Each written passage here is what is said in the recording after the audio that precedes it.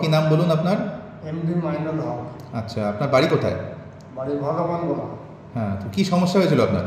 সমস্যা আমার এই আঙুলের এই তালুতে একটা টিউমার হয়েছিল।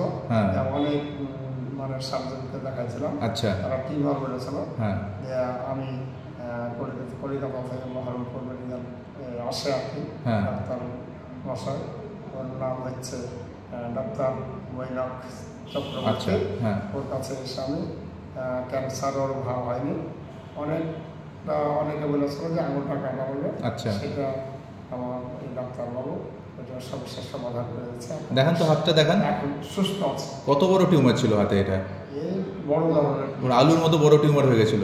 আচ্ছা, তার জ্বর শিকল নেমে গেছিল। এই আঙুলের হাতটা আপনার ওই এমআরআইতে তো দেখাচ্ছিল যে হাতের যে ধমনী, শিরা ধমনীগুলো তো প্রায় অলমোস্ট ধরে বসে আছে ওটা। ধরে বসে আছে। আচ্ছা, তো সবাই বলেছিল আঙুল কেটে বাদ যাবে। আঙুল কেটে বাদ যাবে এবং শিরা ধমনী অনেক কাটা হয়েছে। হ্যাঁ, যার পর এই আঙুলটাও ঠিক না। আচ্ছা, বড় সমাধান করেছে। তো এখন আপনি আপনার আঙুল নাড়াতে পারছেন, বুড়ো আঙুলটা? এখন সব ফিট। আচ্ছা, অনেকটাই আপনি কাজ করতে পারছেন, যথেষ্টই ভালো আছে আঙুলটা। হ্যাঁ, এবং আমি এখন সুস্থ আছেন সম্পূর্ণভাবে। যাক, মানে এটা ক্যান্সার রোগ ধরা পড়েনি, এটাই সব থেকে ভালো।